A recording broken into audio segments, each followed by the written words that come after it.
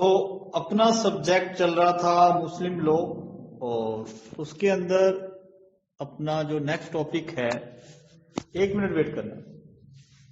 तो इसमें अपना नेक्स्ट टॉपिक है वसीयत, जिसको इंग्लिश में विल कहा जाता है। एक वैलिड वसीयत के क्या क्या आवश्यक तत्व है, वसीयत क्या कैसे की जा सकती है अकॉर्डिंग टू मुस्लिम लॉ, और वसीयत किसके पक्ष में की जा सकती है, क्या अनबोर्न चाइल्ड मतलब अनजन्मे शिशु को वसीयत की जा सकती है या नहीं, और इसके लिए क्या क्या कंडीशंस हैं, ठीक है, और कितनी लिमिट है, भी कितनी प्रॉपर्टी वसीयत के अंदर दी जा सकती है। देखो, वसीयत एक ऐसा ट्रांसफर है प्रॉपर्टी का, एक ऐसा अंतरण है जो सेल, मॉर्गेज, ठीक है, गिफ्ट, एक्सचेंज, इनसे अलग है। जैसे सेल आप पढ़ोगे और चल संपत्ति की सेल के बारे में आपने पढ़ा सेल ऑफ गुड्स एक्ट में, मूवेबल प्रॉपर्टी, इमूवेबल प्रॉपर्टी के बारे में पढ़ोगे सेकंड ईयर में, ठीक है, और सेल हो गया, गिफ्ट हो गया, एक्सचेंज हो गया, ठीक है।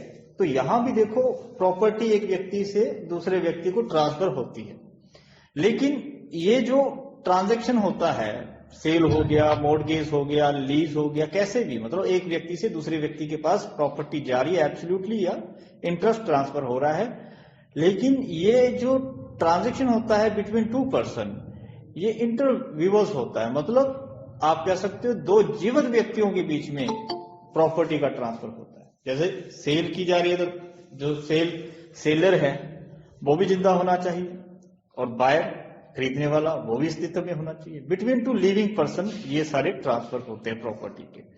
लेकिन ये जो विल है ये इससे बिल्कुल अलग है, ठीक है। इसमें क्या है, वसीयत में एक पार्टी जीवित होती है, दूसरी मृत। मतलब देखो, वसीयत कब इफेक्टिव होती है, जब व्यक्ति की मौत हो जाए। प्रभावशील कब होती है, परिवर्तनीय कब होती है, जब व्यक्ति की मौत हो जाए, ठीक है। तो मतलब एक पार्टी जिंदा होती है जब ये प्रभाव के अंदर आती है, ठीक है, और एक पार्टी जिंदा होती है, एक पार्टी मृतक होती है, ठीक है। इसका सीधा अभिप्राय ये हुआ कि वसीयत जो विल है वो आफ्टर डेथ प्रभाव में आती है, इफेक्ट में आती है।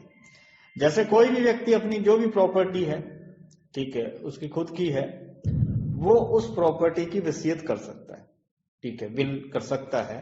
विल मतलब इच्छा, वसीयत मतलब विल, इच्छा भी। आपकी मौत के बाद अपनी प्रॉपर्टी का मैनेजमेंट कैसे करना चाहते हो, किसको देना चाहते हो, किसको नहीं देना चाहते, तो ये आप पहले डिसाइड कर सकते हो। तो विल क्रिएट की जा सकती है, और ये इफेक्टिव कब होगी, जब व्यक्ति की मौत हो जाएगी, ठीक है।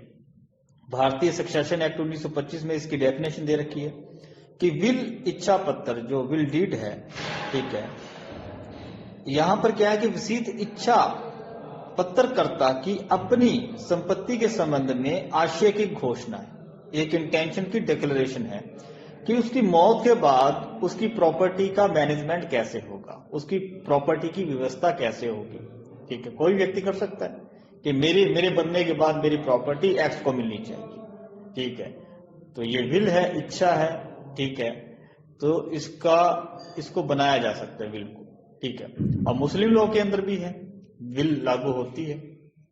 मुस्लिम लॉ के अंदर जो है, आप कह सकते हो एक लिखित पत्र होता है विल, जो जिसके द्वारा एक व्यक्ति अपनी जो संपत्ति है, ठीक है, उसके ट्रांसफर को अपनी मृत्यु के बाद प्रभावी होने की व्यवस्था करता है कि मैं ये प्रॉपर्टी ट्रांसफर कर रहा हूं, विल के अंदर दे रहा हूं, लेकिन ये प्रभावी कब होगी, आफ्टर डेथ, ठीक है। और उसकी लाइफ टाइम में जब तक वो जिंदा है, तो जो विल है वो रिवोकेबल है, आप कह सकते हो, उसको चेंज किया जा सकता है, ठीक है, उसका विखंडन रिवोक भी किया जा सकता है, ठीक है। जैसे कि मान लो आप अपनी प्रॉपर्टी का मैनेजमेंट कर सकते हो, ठीक है, और उसके लिए विल तैयार कर सकते हो, और विल आफ्टर डेथ प्रभावी होगी, इफेक्टिव होगी। उससे पहले उसके अंदर जान नहीं है, जैसे डेथ हुई उसके अंदर जान आ जाएगी। उससे पहले उसको चेंज भी कर सकते हो, जरूरी नहीं कि आपने विल लिख दी तो वो उससे आप बाउंड हो गए, नहीं, आपकी इच्छा चेंज होती रहती है, ठीक है।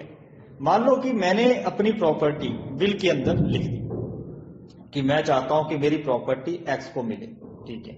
उसके बाद हो सकता है कि मेरी इच्छा चेंज हो जाए, तो मैंने दूसरी विल बनवा दी कि मैं चाहता हूं कि मेरी प्रॉपर्टी वाई को मिले। पहली विल कैंसिल नहीं करवाई, ठीक है। पहले एक्स को मैंने प्रॉपर्टी लिखी थी, अब वाई को लिख दी। उसके बाद फिर इच्छा चेंज हुई, फिर मैंने अपनी प्रॉपर्टी जेड को लिख दी, एक्स वाई जेड।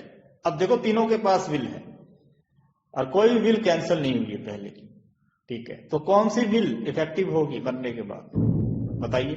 लास्ट वाली सर, लास्ट वाली सर, लास्ट वाली। देखो जो पहले वाली विल है उसको कैंसिल करवाना जरूरी नहीं है, और यहां तक भी कह रखा रजिस्ट्रेशन एक्ट के अंदर कि इसका रजिस्ट्रेशन भी करवाना जरूरी नहीं है, कंपलसरी नहीं है, ऑप्शनल है, करवा भी सकते हो, नहीं भी करवाते तो भी माना जाएगा, ठीक है।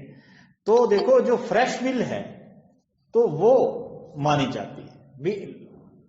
कोर्ट क्या देखेगा कि लास्ट में इच्छा क्या थी, कि साहब ये लास्ट वाली अप टू डेट कौन सी विल है, ये है सब फ्रेश, तो यही मानी जाएगी।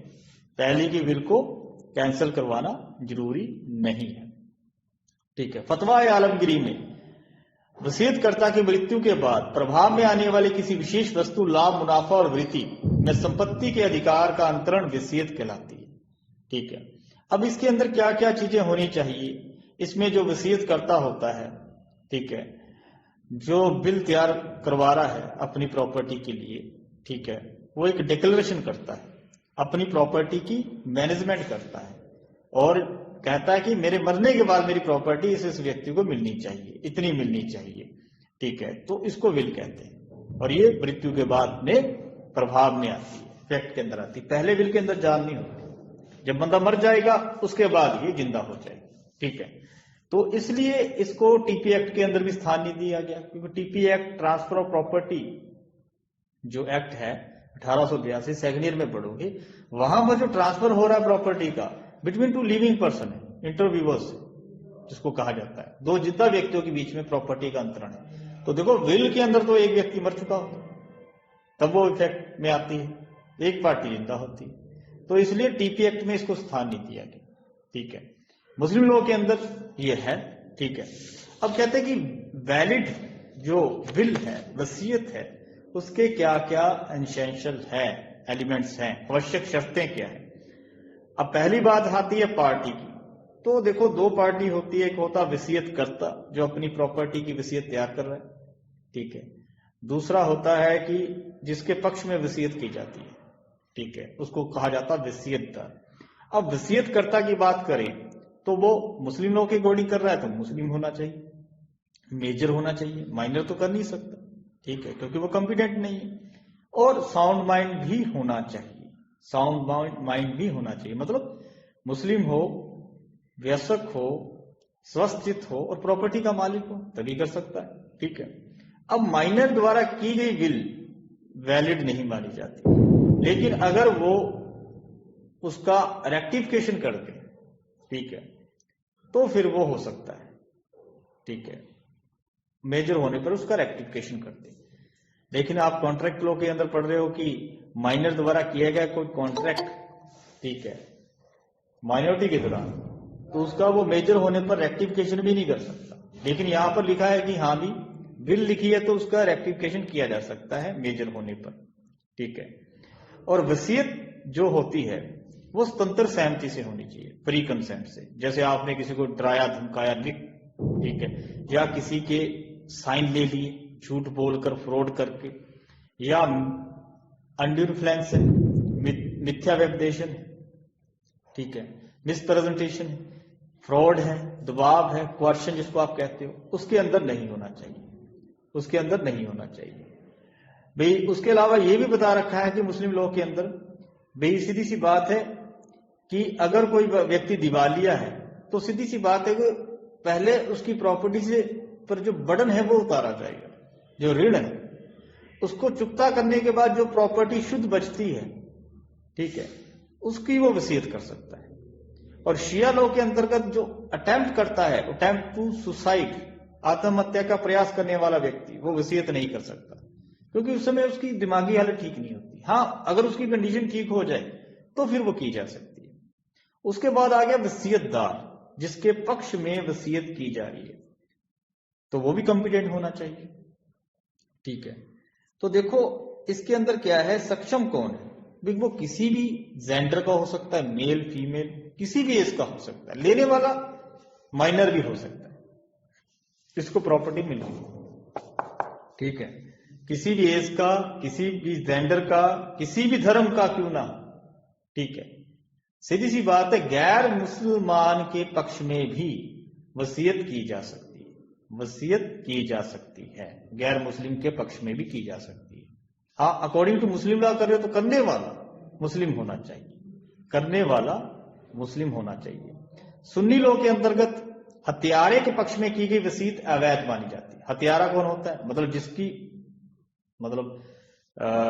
जिसकी प्रॉपर्टी मिल रही है, उसका किसी ने मर्डर किया, उसके पक्ष में ही वसीयत हो तो वो वैलिड नहीं मानी जाएगी। ठीक है, चाहे वो इंटेंशनली, मतलब एक होता ना इंटेंशन से किसी को मारना, या आप कह सकते हो बिना इंटेंशन के भी हो, चाहे उसके हाथ, मतलब जिसको प्रॉपर्टी प्राप्त हो रही है, जिसके नाम पर वसीयत है की गई है प्रॉपर्टी की, उसके हाथों से उसकी मौत होगी, वसीयत करने वाली, चाहे वो इंटेंशनली हो चाहे ना हो, तो शिया लोग के, सुन्नी लोग के अकॉर्डिंग वैलिड नहीं मानी जाती।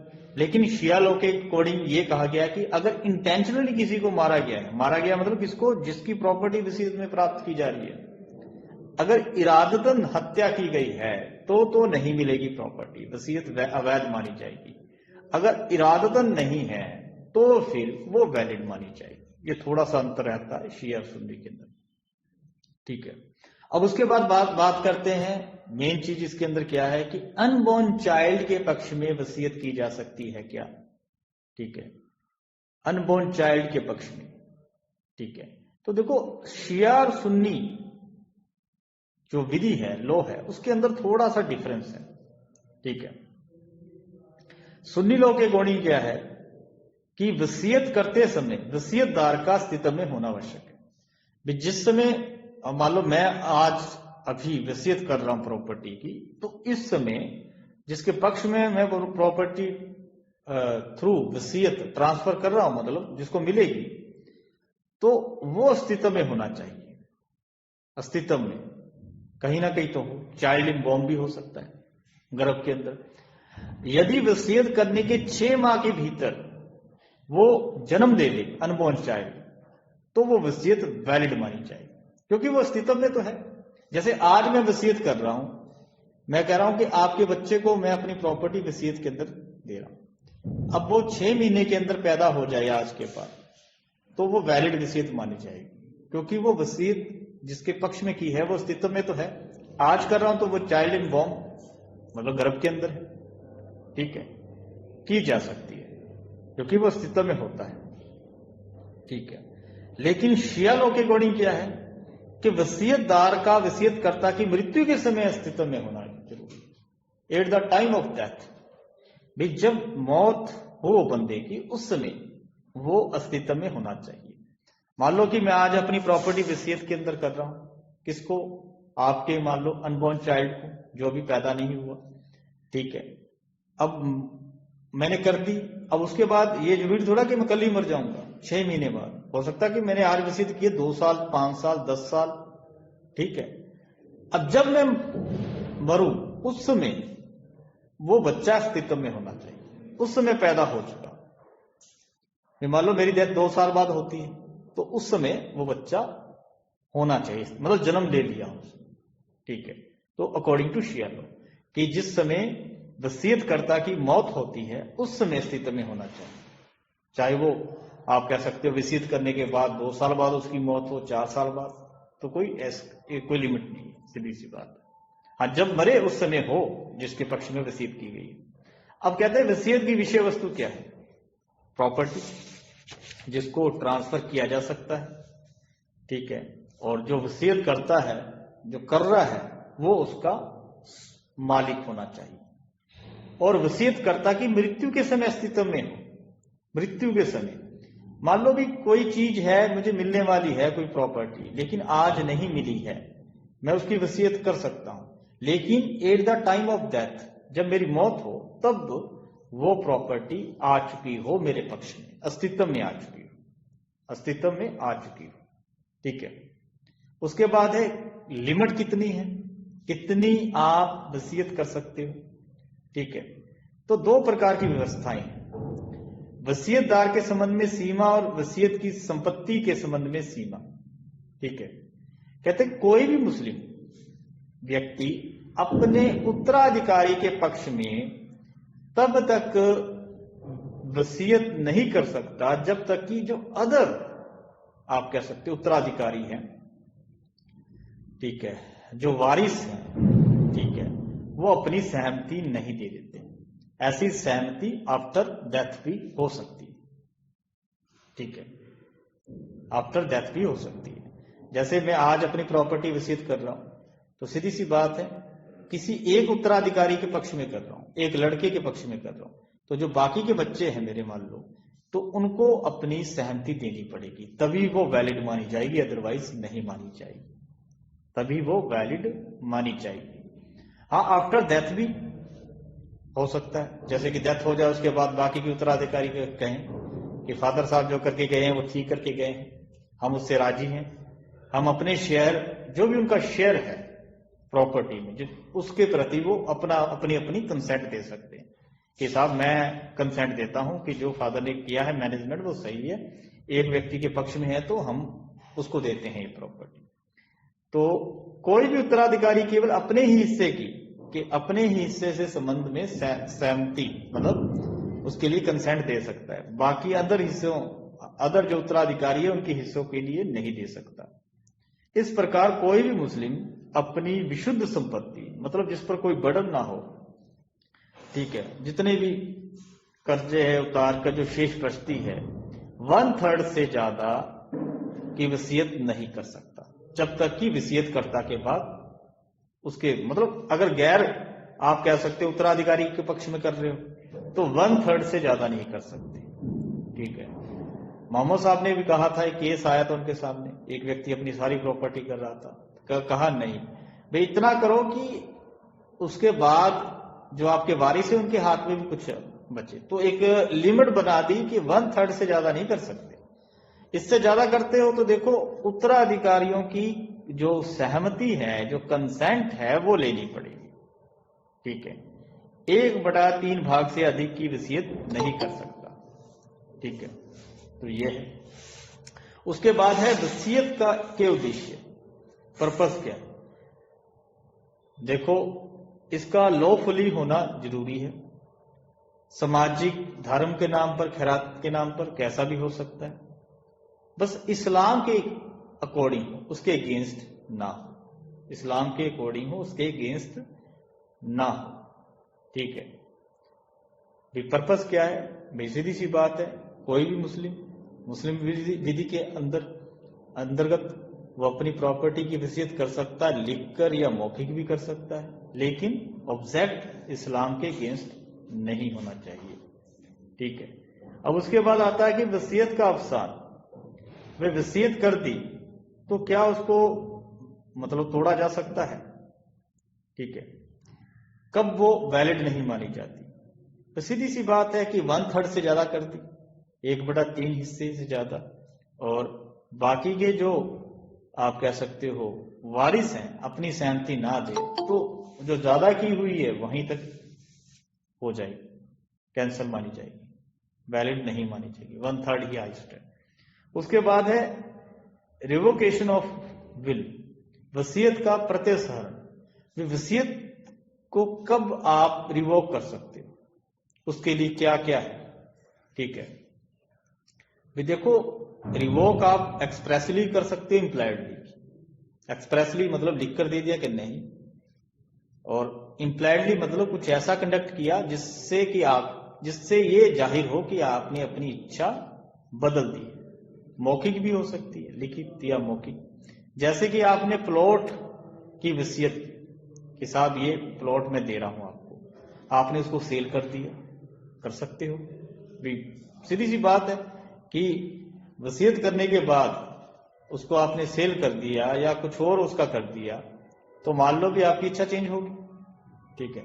अब डेथ होगी उसके बाद ही पता चलेगा कि हाँ भी ये क्या है सिस्टम। तो वहां पर क्या होगा कि साहब इन्होंने तो पहले ही इसको सेल कर दिया था या कुछ और, ठीक है। तो मतलब इनकी इच्छा बदल चुकी थी, ठीक है। जैसे मेरे पास कोई धातु है, मैं आपको वो देने के लिए वसीयत करता हूं, लेकिन मैंने उसकी मूर्ति बना लिया, कुछ वैसा कर दिया, तो वहां भी सीधी सी बात है वसीयत कैंसिल भी समझी जाती है, या किसी और के पक्ष में करती। आज मैं आपके पक्ष में कर रहा हूं, मेरी इच्छा है आपके प्रति भी आपको मैं दूं, लेकिन बाद में मेरी इच्छा चेंज हो सकती है, ठीक है। तो ये कोई परमानेंट तो नहीं है कि हाँ भी ये आपको दे दी तो आपकी रहेगी, ये तो आफ्टर डेथ पता चलेगा, ठीक है। उसके बाद मतलब मैं एक वसीयत करने के बाद दूसरी वसीयत भी लिख सकता हूं, इसमें कोई दिक्कत नहीं है, ठीक है। तो ये है विल, वसीयत मुस्लिम लॉ के अंदर एक अहम टॉपिक और जिस पर क्वेश्चन लगभग आता है। हाँ जी, क्लियर हुआ?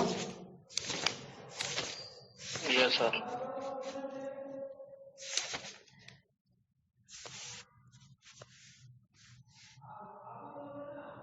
हाँ जी, आगे चलते हैं। एक आपका टॉपिक आता है मर्जुल मौत पर। मर्जुल मौत, मर्जुल मौत क्या है और इसके दौरान किए गए जो ट्रांजैक्शन होते हैं वो वैलिड माने जाते हैं या नहीं। मर्ज उल मौत मतलब इसका क्या मीनिंग है? मर्ज का मीनिंग क्या होता है? कोई रोग, कोई बीमारी, ठीक है, और उसके कारण आपके मन में आशंका पैदा हो जाए मरने की, भाई लंबी बीमारी चल रही है, ठीक है, उसके कारण आशंका पैदा हो जाए मन में कि मैं ज्यादा देर तक नहीं जी सकता, उसको कहा जाता है मर्ज उल मौत। मतलब ऐसी मर्ज बीमारी जो आगे चलकर मौत का कारण बने, ठीक है। मर्जुल मौत मतलब ऐसा रोग जिसका परिणाम मृत्यु होने की अधिक संभावना है, भाई पूरी ग्रेविटी फुल है, मतलब डबल पॉसिबिलिटी है, आप कह सकते हैं कि बंदा बचेगा नहीं, मरेगा। ऐसी बीमारी जिसका रिजल्ट क्या होने वाला है? मौत की आशंका उत्पन्न कर दे कि हाँ किसी व्यक्ति को मान लो कि लंबे समय से बीमारी चल रही है, ठीक है, और वो मतलब नॉर्मल जो कामकाज है करने के लिए इनकम्पिटेंट हो गया, असमर्थ हो गया, ठीक है, और उसके मन में शंका आने लगी है कि हाँ भी ठीक है कि मैं बचने वाला नहीं, उसको कहते हैं मर्जुल मौत, मतलब डेथ बेड पर बंदा हो, मृत्यु छैया पर, ठीक है। भी किसी व्यक्ति को ऐसा रोग, ऐसी बीमारी जो आगे चलकर उसकी मौत का कारण बने, और जो रोगी है, जो पेशेंट है, उसके मन में ये आशंका हो जाए, उत्पन्न हो जाए कि हाँ भी डाउट हो जाए कि पूरा एकदम कि भैया मरने वाला, ठीक है। जो नॉर्मल कामकाज होते हैं डेली लाइफ के, जैसे आप करते हो, घूमना फिरना खाना या कुछ भी डेली लाइफ के जो नॉर्मल है, वो करने के लिए असमर्थ हो जाए, भी वो नहीं कर सकता भी। और जो बीमारी है मतलब इतने टाइम से है, इतनी लंबी चली है कि हाँ भी बंदे के मन में आशंका होगी प्रबल कि मैं बचूंगा नहीं, मरूंगा ही मरूंगा, ठीक है। लेकिन अगर कोई व्यक्ति किसी रोग का अभ्यस्त हो जाए, हैबिचुअल हो जाए, तो उसे मर्जुल मौत नहीं माना जाता। मान लो कोई किसी को बीमारी है लेकिन वो उसके मन पर ज्यादा इफेक्ट नहीं है, मतलब वो अभ्यस्त हो गया, हैबिचुअल हो चुका है, वो सह लेता है, थोड़ा बहुत होता तो उसके मन में शंका तो नहीं है। जैसे कईयों को होती है, वो दवाइयां लेते रहते हैं, चलते रहते हैं, ठीक है, शुगर हो गई या कुछ और गंभीर बीमारी होना आवश्यक है, मर्ज उल मौत, ठीक है। अब उसके बाद आता है कि ये तो हो गया अभी मर्जुल मौत क्या है, ठीक है, ये अलग चीज। लेकिन मेन चीज क्या पूछी जाती है कि मर्जुल मौत के दौरान जो ट्रांजैक्शन किए जाते हैं, ठीक है, जैसे शादी कर ली, एक्नॉलेजमेंट कर ली, गिफ्ट कर दिया, वसीयत कर दी, वक्त के अंदर प्रॉपर्टी दे दी, तो क्या वो वैलिड मानी जाएगी? नॉर्मली ये होता है कि बंदे की स्थिति सही नहीं होती इस समय, अब वो किसी को प्रॉपर्टी दे रहा है या कुछ ऐसा कर रहा है, क्या वो वैलिड है और किस हद तक वैलिड है और कब वैलिड है? जैसे कि मान लो कोई व्यक्ति मर्जुल मौत के दौरान शादी कर लेता है, निकाह कर लेता है, निकाह फिर क्या माना जाता है? वैलिड माना जाएगा? हाँ जी, वैलिड है जी। अमान्य माना जाएगा क्योंकि उसकी स्थिति ठीक नहीं है। देखो, बातिल नहीं, फासिद है, इर्रेगुलर है, ठीक है। अब रेगुलर कब होगा? जब वो पूर्ण अवस्था तक पहुंच जाए, ठीक है। कंज्यूम्ड मतलब दोनों के बीच में रिलेशन बन जाए, ठीक है, तब हो सकता है। या फिर रोग से जो पीड़ित व्यक्ति है उससे पहले ही जो दूसरा पक्षकार है उसकी मौत हो जाए। अब मान लो कोई व्यक्ति मर्जुल मौत के दौरान, ठीक है, भाई उसकी हालत ठीक नहीं है, मर्जुल, उसके मन में शंका है पूरी, डेथ बेड पर है, उसने किसी से निकाह कर लिया, निकाह है अमान्य। मान्य कब होगा? जब उन दोनों के बीच में रिलेशन पहुंचे, विवाह पूर्णावस्था तक पहुंच जाए, तो वो वैलिड है, ठीक है। या फिर अब जिसको आशंका है मरने की, उसके मरने से पहले दूसरी पार्टी मर जाए, जिसने शादी की, मतलब उसकी वाइफ, ठीक है। अगर बंदा मर्जुल मौत पर है, उसकी वाइफ एक्सपायर हो जाए उस बंदे से पहले, तो फिर भी वो वैलिड मैरिज मानी जाएगी। अब कहते हैं कि महर मर्जुल मौत के दौरान, ठीक है, भी अगर किसी ने महर सेट कर लिया, डिसाइड कर लिया कि इतना देना पड़ेगा, उसके बाद उसकी मौत हो जाए तो कितना देना पड़ेगा? देखो, फिर वहां देखा जाएगा रीजनेबल, ठीक है, जो भी कम, ठीक है। पर मान लो भी किसी ने कह दिया कि महर के अंदर मैं सारी प्रॉपर्टी या इतना पैसा देने के लिए वचन देता हूं, उसके बाद उसकी मौत हो जाए, तो क्या सारी प्रॉपर्टी चली जाएगी या सारा पैसा? नहीं साहब, फिर वहां देखा जाएगा रीजनेबल, जो भी कम, रीजनेबल कम है तो रीजनेबल दिया जाएगा। फिर उस देखा जाएगा भी कितनी उसकी प्रॉपर्टी है, क्या वारिस है, क्या उसका ये है, उसकी सरकमस्टांसेस देखते हुए फिर वो महर के लिए कहा जा सकता है। अदरवाइज जो रीजनेबल है वो देखा जाएगा। अगर रीजनेबल कम है तो रीजनेबल दिया जाएगा, या डिसाइड ही कम किया गया है जो रीजनेबल से भी कम है। जैसे आप कोई करोड़पति हो, कोई भी बंदा करोड़पति है, तो उसके हिसाब से रीजनेबल कितना बनता है कि साहब लाख, 2 लाख रुपए, 5 लाख रुपए, ये रीजनेबल मान लो, इतने का होना चाहिए।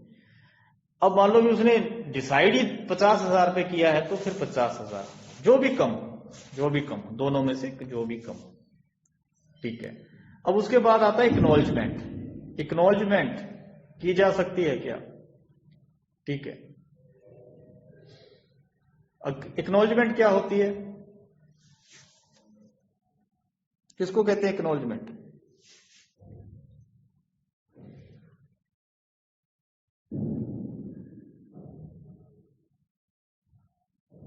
अभिस्वीकृति किसको कहते हैं? एक टॉपिक भी पढ़ा था, एक्नॉलेजमेंट ऑफ लेजिटमेसी। क्या होता है? एक्नॉलेजमेंट का मतलब यही होता है कि जैसे सपोज दैट कोई एडवोकेट किसी को नोटिस करता है तो उसके साथ में एक एक्नॉलेजमेंट पर्ची भेजते हैं, वो साइन करके भेज देता है। इसका मतलब ये हुआ कि भाई ये उसकी नॉलेज में आ गया है, जिसने साइन किया है। नॉलेज में आ गया, या कोई और शब्द आप इसके लिए यूज करना चाहोगे? संज्ञान में, अनुसमर्थन करना, संज्ञान में। वो रेक्टिफिकेशन थोड़ा सा अलग है।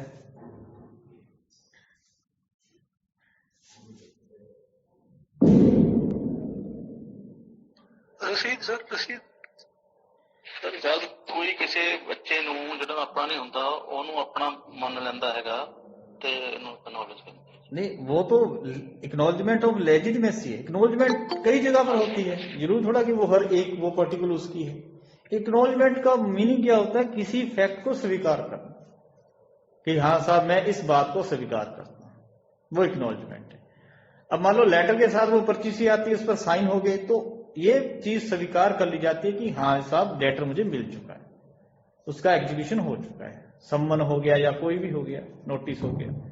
एक्नॉलेजमेंट होता है स्वीकार, एक्सेप्टेंस, भाई मैं इस फैक्ट को स्वीकार करता हूं, ठीक है। जैसे मैंने कहा कि साहब मैंने इनको 5 लाख रुपए दिए, आप कहते हो कि हाँ साहब मैं स्वीकार करता हूं कि मैंने इनके 5 लाख रुपए देने हैं, तो आपने क्या कर दी? एक्नॉलेजमेंट, ठीक है, अभिस्वीकृति। मर्जुल मौत के दौरान जो डेब्ट है, जो कर्जा होता है जिसको ऋण कहते हो, उसकी पेमेंट की एक्नॉलेजमेंट अपने वारिस के पक्ष में की जाती है तो वो बाउंडेबल नहीं, ठीक है। वो जो वारिस है वो बाउंड नहीं है, उससे नहीं की जा सकती। भी कोई व्यक्ति है डेथ बेड पर है, वो कहता है कि साहब हाँ इतना पैसा देना है, ये मेरा वारिस देगा, ठीक है, उसके पक्ष में कर दी, ये एक्स वाला लड़का, ये वाई लड़का है जो ये देगा, तो देखो ये नहीं कर सकते। हाँ अगर आप ठीक हो चुके हो, स्वस्थ हो, फिर आप कर सकते हो, फिर वो मानी जा सकती है। लेकिन अगर मर्जुल मौत के दौरान की जाती है कि हाँ साहब इतना पैसा ये मेरा लड़का ये देगा, वारिस के पक्ष में कर दी, किसकी, डेप्ट की, नहीं मानी जाएगी, ठीक है। अब उसके बाद आता दान, हिबा जिसको आप कह सकते, ठीक है। तो मर्जुल मौत के दौरान किसी वारिस के पक्ष में हिबा किया जा सकता है? नहीं, अमान्य है। भी उसकी स्थिति ठीक नहीं है, एक वारिस ने अपने पक्ष में हिबा करवा लिया, क्या वो वैलिड माना जाएगा? कोर्ट तो देखेगा कि हाँ भी कुछ ना कुछ हो सकता है गड़बड़ या कोई अंडर इन्फ्लुएंस या कुछ, ठीक है, तो नहीं, वैलिड, अमान्य माने जाएगा। अमान्य मतलब इरेगुलर, रेगुलर किया जा सकता है। कैसे? जब बाकी के वारिस है वो अपनी सहमति दे कि हाँ साहब हमारे अब्बा ने जो किया है वो ठीक है, एक के पक्ष में हिबा कर दिया तो हम उसका समर्थन करते हैं, क्लियर। गैर वारिस के पक्ष में 1/3 संपत्ति से अधिक का दान नहीं किया जा सकता। भाई देखो, वारिस के पक्ष में तो आप कर ही नहीं सकते, ठीक है, जब तक बाकी के वारिस अपनी सहमति ना देते। जो गैर वारिस है, बाहर का व्यक्ति है, वारिस नहीं है, उसके पक्ष में कर रहे हो तो 1/3 से ज्यादा नहीं कर सकते। 1/3 हिस्सा ही दान में दे सकते। 3 खेत है तो 1 खेत दे सकते हो, ठीक है। और उससे ज्यादा करते हो, मतलब आधी प्रॉपर्टी कर दी या कुछ ऐसा, ठीक है, तो क्या वो माना जाएगा? वो नहीं माना जाएगा, 1/3 तक ही वैलिड माना जाएगा। अब आधी कर दी या पूरी कर दी, कब वैलिड माना जाएगा? जब बाकी के वारिस अपनी सहमति दे दे कि अब्बा ने जो किया है वो ठीक है, गैर वारिस के पक्ष में, ठीक है। अब उसके बाद वक्फ का क्या प्रभाव? मर्जुल मौत के दौरान जो भी वक्फ की क्रिएशन होती है उसके अंदर भी सीमाएं हैं। तो 1/3 से ज्यादा की प्रॉपर्टी वक्फ के अंदर नहीं दी जा सकती। 1/3 से ज्यादा की प्रॉपर्टी पर वक्फ निर्मित नहीं किया जा सकता जब तक कि जो वारिस है अपनी सहमति ना देते। एक व्यक्ति कहता है कि हाँ मर्जुल मौत के दौरान कि मैं अपनी सारी प्रॉपर्टी वक्फ के अंदर देता, ठीक है, तो वैलिड माना जाएगा। मर्जुल मौत के दौरान 1/3 तक, 1/3 1/3 हिस्सा प्रॉपर्टी का, मतलब 3 खेत है तो 1 खेत दे सकता। सारी कर दी तो देखो सीधी सी बात है, वैलिड तो 1/3, तीसरा हिस्सा ही मानी जाएगी। हाँ वारिस कह दें कि हाँ साहब हम राजी हैं, जो किया है वो ठीक है, सारी प्रॉपर्टी की है तो हम अपनी सहमति देते, प्रदान करते, तो फिर वो वक्त वैलिड माना जाएगा। नहीं तो 1/3 तक ही वो वैलिड माना जाएगा। वक्फ क्या होता है, जिसको वक्फ कहा कहते हो या वक्फ कहते हो, क्या होता है वक्फ? रोक लगाना। वक्फ का मतलब हुआ सर अल्लाह के नाम पे कोई संपत्ति को दान कर देना। अल्लाह के नाम पर परमानेंटली अपनी प्रॉपर्टी का सरेंडर। जैसे आपकी प्रॉपर्टी है, आप कहते हो कि ये मेरी प्रॉपर्टी मेरी है और मैं इसको वक्फ के अंदर दे रहा हूं, वक्फ का इसके ऊपर निर्माण कर रहा हूं। अब वो प्रॉपर्टी किसके लिए यूज होगी? जो ऑब्जेक्ट होता है वक्फ का, देखो अल्लाह के नाम पर दे रहे हो तो अल्लाह तो सभी का है, सीधी सी बात है, तो उसका सभी पूरी सोसाइटी के लिए मतलब उसका यूज होगा, सभी को फायदा मिलेगा। मतलब पायस खैराती जो ये पर्पस होते हैं उनके लिए किया जा सकता, चैरिटी के लिए किया जा सकता है। हाँ एक क्वेश्चन भी आएगा आपका, वक्त काफी बड़ा है, वक्त अल औलाद भी है, कल्चर के अंदर चलता था, फिर उसको चैलेंज किया गया, इनवैलिड कहा गया एक केस के अंदर। बाद में उसको एक एक्ट के द्वारा 1911-12 का एक्ट है, तो उसके दौरान उसको वैलिड बनाती है अल औलाद। उसमें क्या होता है कि जो प्रॉपर्टी दे रहे हो, वक्फ का निर्माण कर रहे हो, तो उसमें ये व्यवस्था की जा सकती है कि देखो जो फायदा होगा वो हमारी पीढ़ी दर पीढ़ी हमारे जो वारिस हैं उनको मिलता रहेगा। ठीक है, जब वो सारे खत्म हो जाएंगे, कोई नहीं रहेगा, फिर उस प्रॉपर्टी का यूज सोसाइटी के लिए हो सकता है। ठीक है, तो ये है। और उसके अलावा कुछ एक और भी बता रखे हैं कि शिया और सुन्नी लोग के अंदर मर्जुल मौत को लेकर क्या डिफरेंस है। बच्चे की जन्म को प्रथमता मर्जुल मौत माना जाता है, किसके अंदर? सुन्नी के अंदर। शिया के अंदर नहीं माना जाता। बच्चे का जब जन्म होता है, ठीक है, उसको प्रथमता मर्जुल मौत, मतलब स्थिति ऐसी होती है। ठीक है। दूसरा, शिया लोग की अकॉर्डिंग मर्जुल मौत के दौरान किए गए अविखंडनीय तलाक के अंतर्गत इद्दत की अवधि के दौरान पत्नी इसे प्राप्त करने की हकदार होती है।